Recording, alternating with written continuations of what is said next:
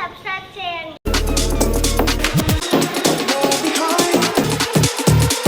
బేతంచెర్ల పట్టణంలో శనివారం సాయంత్రం స్థానిక పాత బస్టాండ్లో జమ్మూ కాశ్మీర్ మృతులకు నివాళులర్పించారు. మత సామరస్య చైతన్య వేదిక అధ్యక్షుడు నూర్ అహ్మద్ ఆధ్వర్యంలో కొవ్వొత్తులతో మృతులకు నివాళులర్పించారు. భారతదేశంలో విభిన్న మతాలు, కులాలు, రకరకాల సంప్రదాయాలు ఉన్నప్పటికీ మనమంతా భారతీయులుగా ముందుకు కొనసాగాలని మత సామరస్య చైతన్య వేదిక అధ్యక్షుడు నూర్ అహ్మద్ పిలుపునిచ్చారు. అందరం కలిసికట్టుగా ఉండి ఇలాంటి ఉగ్రవాద చర్యలను ఖండించాలని పలువురు డిమాండ్ చేశారు.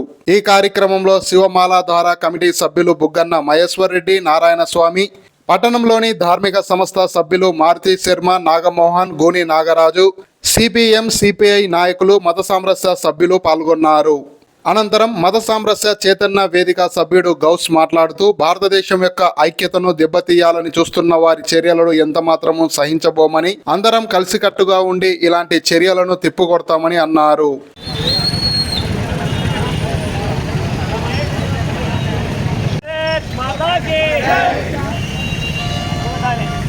ఆ దుశ్చర్యను, ఆ తీవ్రవాద చర్యను ఖండిస్తూ నిరసించడానికి ఈరోజు మనం ఇక్కడ సమావేశమయ్యాం. మిత్రులారా,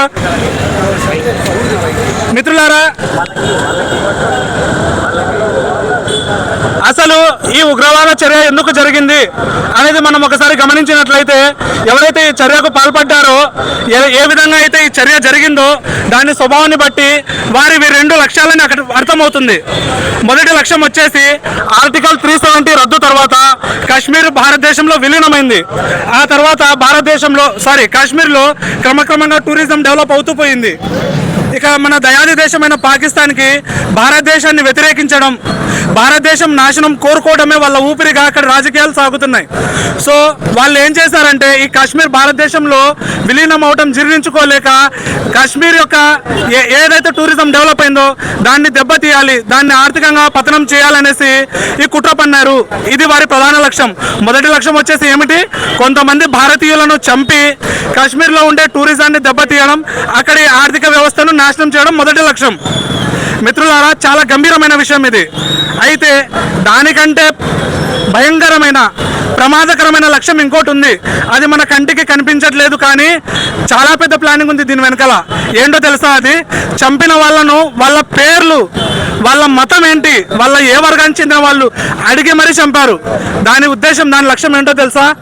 భారతదేశంలో ఒక మత వర్గాన్ని ఇంకో మత వర్గం మీద ఉసిగొలిపి దేశంలో శాంతి భద్రతలకు విఘాతం కల్పించడం, ఈ భారతదేశంలో అస్థిరత సృష్టించడం వారి ప్రధాన లక్ష్యం. ఒక లక్ష్యంలో వాళ్ళు సక్సెస్ అయ్యారు. మనలో కొంతమందిని వాళ్ళు పొట్టన పెట్టుకున్నారు, కానీ వారి రెండో లక్ష్యాన్ని మనం విఫలం చేయగలం. అంటే ఇక్కడ మనందరి ముందున్న ప్రధాన లక్ష్యం ఏమిటంటే, వారి పాచికలు ఇక్కడ పారనివ్వకూడదు. మన ముస్లింలలో వస్తున్న గందరగోళం ఏమిటంటే, నిజంగానే ఇస్లాం ఇలా బోధిస్తుందా? ఇలా చేయడం పుణ్యకార్యమా? ఈ మధ్య ఒక మేం బాగా ఫేమస్ అవుతుంది కదా, 72 మంది దేవకన్యలు దొరుకుతారు అన్నట్టు. నిజంగానే ఖురాన్ ఇలా బోధిస్తుందా అనేది మనం చూసినట్లయితే, మొహమ్మద్ ప్రవక్త, మీరు పేరు విన్నారు కదా, ఋషీశ్వరుడు, ఆయన చివరి ఋషీశ్వరుడు. ఆయన ఒకానొక సందర్భంలో తన సహచరులను అలా వెంటేసుకొని కొన్ని విషయాలు చెబుతూ కాబా గృహాన్ని చూపిస్తాడు. దైవ మందిరం అది చూపించి, ఈ కాబా గృహం ప్రతిష్ట మీకు తెలుసా అంటాడు. అంటే వాళ్ళ సహచరులు చెప్తారు, దేవుడా, ఇది ప్రవక్త, ఇది దైవ గృహము, ప్రపంచంలో సృష్టించబడ్డ దేవగ్రహాల్లో మొదటి దైవగృహము, దీనికి ఎంతో గౌరవం ఉంది, దేవుడి దృష్టిలో గొప్పది అంటారు. అంతకన్నా గొప్పదైన విషయం నేను మీకు చెప్పనా అంటాడు. చెబితే ఏంటి ప్రవక్త అని అడుగుతారు వాళ్ళు. అని చెప్పే విషయం ఏంటో తెలుసా? ఒక వ్యక్తి యొక్క ఆత్మ గౌరవం ఆ దైవ మందిరం కంటే కూడా గొప్పది అంటాడు. చెప్పి ఏమంటాడో తెలుసా? ఒక వ్యక్తి యొక్క క్యారెక్టర్ అసాసినేషన్, అతని వ్యక్తిత్వాన్ని మనం అవమానపరిస్తే, అతని ఆత్మ గౌరవాన్ని మనం భంగపరిస్తే, ఆ కాబా గృహాన్ని కూల్చడం, ఆ దైవ మందిరాన్ని కూల్చడం కంటే కూడా పాపం అంటాడు. ఒక వ్యక్తి యొక్క ఆత్మ గౌరవానికే ఇంత రెస్పెక్ట్ ఉంటే ఆ వ్యక్తి యొక్క ప్రాణానికి ఎంత విలువ ఉండాలి? ఖురాన్ ఏం చెప్తుందో తెలుసా? 5వ అధ్యాయం 32వ వాక్యంలో అల్లా ఏమంటాడో తెలుసా? అకారణంగా ఒక వ్యక్తి ప్రాణం తీస్తే, ఒక వ్యక్తిని చంపితే ఆ పాపం ఎంత పెద్ద పాపం అంటే, పూర్తి మానవాళిని, హిందూ లేడు, ముస్లిం లేడు, క్రైస్తవులు లేడు, అందరినీ చంపినంత పాపం. కాబట్టి ఖురాన్ ఎప్పటికీ తీవ్రవాదాన్ని బోధించదు. అదేవిధంగా ముస్లింలు తీవ్రవాదాన్ని ప్రోత్సహించరు కూడా. అయితే మిత్రులారా, ఇప్పుడు ఇంకొక విషయం చెప్పాలి. ముస్లింలలో కూడా ఎవరైనా మతోన్మాదులు ఉంటే, హిందువుల్లో కూడా ఎవరైనా మతోన్మాదులు ఉంటే, వాళ్ళు ఒక విషయాన్ని గుర్తుపెట్టుకోవాలి. ఒక వ్యక్తిని, ఒక అమాయకుని ప్రాణం తీయడం. భగవత్ ఉవాచ ఏముందో తెలుసా? భగవంతుడు ఏమంటున్నాడో తెలుసా? దేవుడికి కోపం తెప్పించే విషయాల్లో అత్యంత కోపం కలిగించే విషయం ఒక వ్యక్తిని చంపడం. ఆ కోపం ఎంత తీవ్రంగా ఉంటుందంటే ఆ దేవుడికి కలిగే ఆ కోపంతో అతని సింహాసనమే కంపించిపోతుందంట. కాబట్టి ఈరోజు మనం ఇక్కడ సమావేశమయ్యాం ఆ దేవుడి ఆగ్రహాన్ని చల్లబరచడానికి, భారతదేశంలో శాంతి సామరస్యం నెలకొల్పడానికి. ఇలాంటి కుయుక్తులు ఈ మన శత్రు దేశాలు ఏవైతే ఉన్నాయో, అది పాకిస్తాన్ అయినా సరే, చైనా అయినా సరే, మన ఐకమత్యాన్ని పాడు చేయలేవు అని నిరూపించడానికి ఈరోజు మనం సమావేశమయ్యాం. మిత్రులారా, ఈ సందర్భంగా నేను మన దేశ ప్రధాని అయినటువంటి మోడీ గారికి ఒక విషయాన్ని విన్నవించుకుంటున్నాను. ఈ తీవ్రవాద చర్య వెనుకల ఎవరైతే ఉన్నారో వాళ్ళను తీవ్రంగా శిక్షించాలి. ఆ పాకిస్తాన్ అనే దున్నపోతు కొమ్ములు వంచాలి. అదేవిధంగా నా దేశ పౌరులతో నేను ఇస్తున్న సందేశం ఏమిటంటే, ముఖ్యంగా ఈ దేశ ముస్లింలతో నేను ఇస్తున్న సందేశం ఏమిటంటే, మిత్రులారా, మేరే భాయియో, आप सब रोड पे आना है. आप आके इस्लाम ये नहीं, इस्लाम अमन है, बल्कि आप दावत देना है. इधर आप करके दिखाना है. हमारा नबी का तरीका क्या है? अमन फैलाना.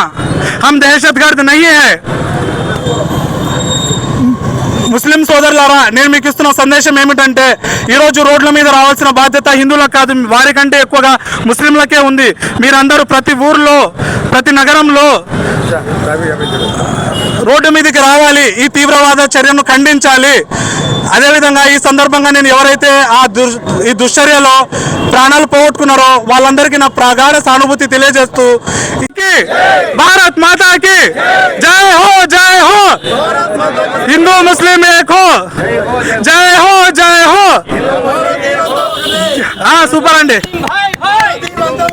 ఈరోజు మత సామరస్య వేదిక అయినటువంటి నూర్ అహ్మద్ గారు ఈ యొక్క సమావేశానికి మమ్మల్ని అందరినీ పిలిచి ఈ యొక్క కార్యక్రమాన్ని అందరూ పాల్గొనాలని చెప్పడం జరిగింది.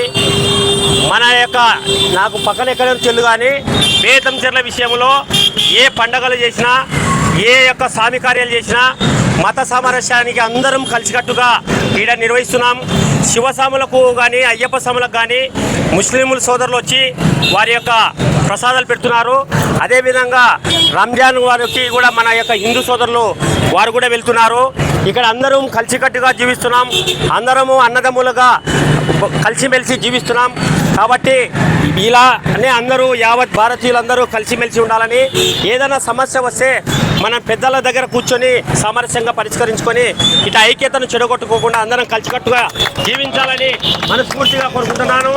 ఇలాంటి ఏ చర్యలైనా మీరు అందరూ పిలిచితే మేమందరం ముందుంచి నడుస్తామని, మీరు ఈ దృక్పథానికి పాకిస్తాన్ మనం ముస్లింలే నా మతమాడని కాకుండా ముందుకు వచ్చినందుకు మీ అందరికీ హృదయపూర్వకంగా పేరుపూర్వక ధన్యవాదాలు తెలుపుకుంటున్నాం.